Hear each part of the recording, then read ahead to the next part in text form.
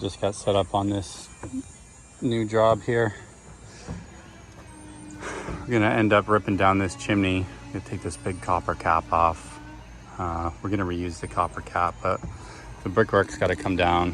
From the ground it doesn't look too bad, but we have this black staining coming through from a chimney fire that happened years ago, and it cracked the flues, and so I think, you know, the wood appliances were venting into the chase for probably years. This is what the brick is kind of supposed to look like, and I can't get rid of that staining because it's just kind of bleeding through from the inside. And then, not to mention, when you get close to these brick, if you get real close in here, you can see all this spider web cracking happening. Okay, so while it looks savable at first, definitely from the ground it looks savable, when you get up here and you start looking at all this cracking, you know, sometimes you have to make a hard decision to just rebuild it as a homeowner, and obviously the flashing is just no good, so that all has to be redone. They're getting ready to redo the roof, so we're in here to rebuild this chimney before the roof gets done. So you can see what it looks like back here. More of that spider web cracking. And if you get over here, this is what that spider web cracking actually looks like. You know, in another year or 2 or 3 years from now, it looks like that. So, you know, any kind of repair that would have been done on this chimney, you know, the homeowner just wanted me to repair it, but any kind of repair that's done on this chimney obviously isn't going to last for more than a couple of years. And, you know, what's the point? If you're putting a new roof on now, you might as well just do it all at once and not have to worry about this chimney for a long time. This is some more broken, busted up brick here. On this side I've got, I'm kind of planning out what it's going to look like. So I'm going to have an accent band here, and then we're going to come up straight, and then we're going to start bumping out courses. Actually from here, from here. We're going to corbel out these courses all the way, and this will actually be the new top right here. They're not a fan of how tall the chimney looks, so we're just going to make it 3 feet over the peak, so we don't have to rebuild that top section, and it'll be just a little bit more decorative than this. This is how your local chimney service leaves the top of your chimney. So they put in these liners without proper termination, and they've got brick just kind of holding things in place. You see everything's all kind of jumbled into this corner here, which is kind of weird. We'll have to fix that. And then one flew over here. So they installed this copper cap that costs many thousands of dollars for them to install, and this is how they've installed it. They just put some adhesive in the corners. That's it. Just pile it up in the corners and sit it down. That's it. There's no there's no fasteners or anything like that. So good thing we're not high off the ground or like in a high wind area here. Otherwise this cap would have just flown away. I don't know how anybody thought that was going to stay like that. That's just crazy. Boy, look at this jumbled up mess. They've just got top plates on top of top plates, not sealed up.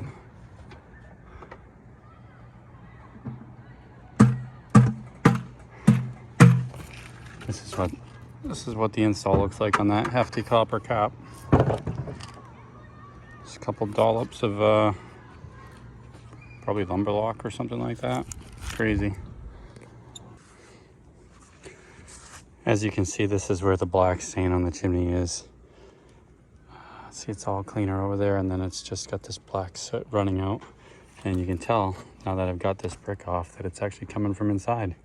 If you look at the concrete over here, it's nice and clean. And I've already removed all the mortar and stuff on here. It's all just covered in black. And it's black inside. So if it's black inside the chimney, every time this thing gets moisture, it's just gonna seep through the brick outward. And that's the reason why you can't just paint over this stain. I mean, it will just bleed through every year. So part of the reason why we're redoing this chimney. So we're getting done with the demo and just going to show you what the chimney looks like. You can see it's all block work up until the brickwork starts at the roof. They've got all this rebar in here kind of holding the flues in place instead of building the divider walls. So at least they have something kind of holding up the flues. I don't really know what these ones or those ones down bottom are for, but there's a lot of rebar in here. And oh, look at these guys. What are these guys doing? You can see that this flue's all cracked up. That must have been where the chimney fire was in that one. This one's all cracked up too. This is the boiler flue.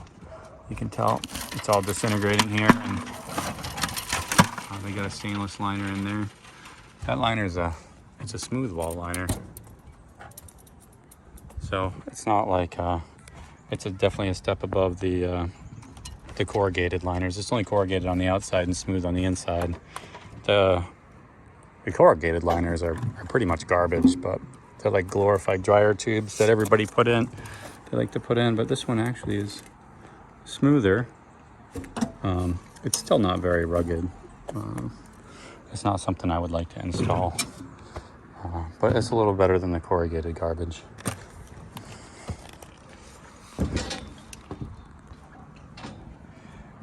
Yeah, that's where we are. We're gonna finish the demo and gotta tarp this for the weekend and come back Monday and start laying brick.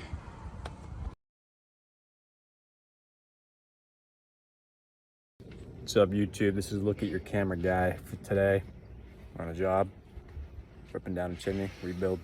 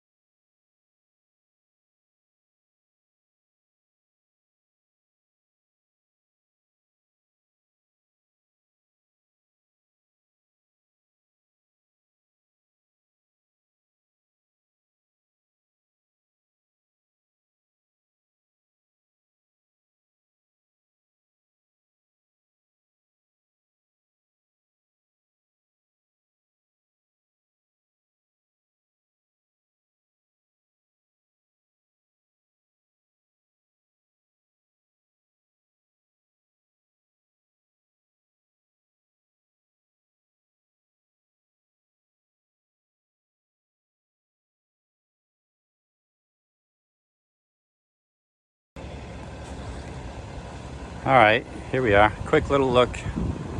Chimney's done up to height. We're not going as high as before. The homeowner said that the chimney looked too tall once the copper cap was on. So we're only 3 feet over the peak here, which is where we're supposed to be. And as you can see, I wasn't able to get the lead on because if you look, a lot of these chimneys are just so rough coming through the roof.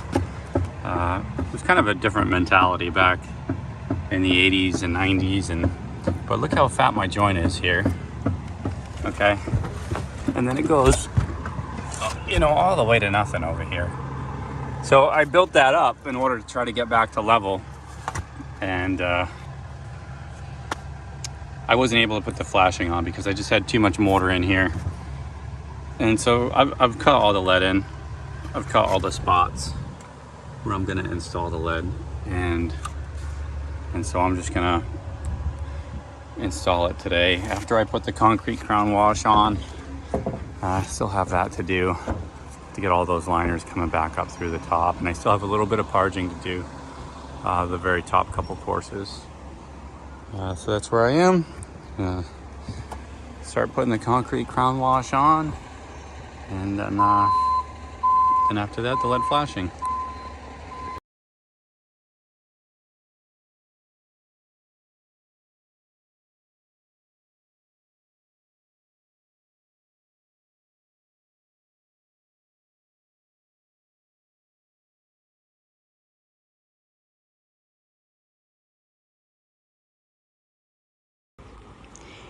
This is what it looks like right before we pour the concrete.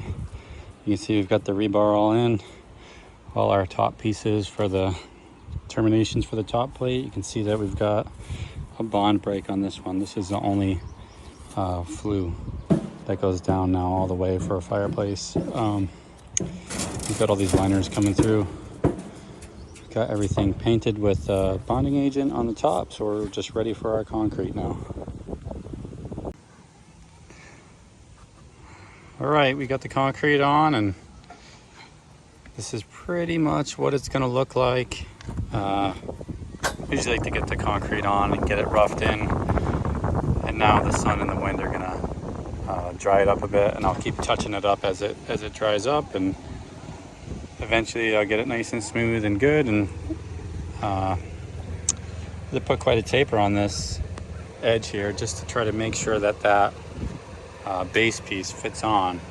We've already test fit it and it seems to be working pretty good. So yeah, that's what it's looking like. There it is, all done. Just about got the scaffolding all packed up. We're on our way out of here onto the next. That's what it looks like, all said and done.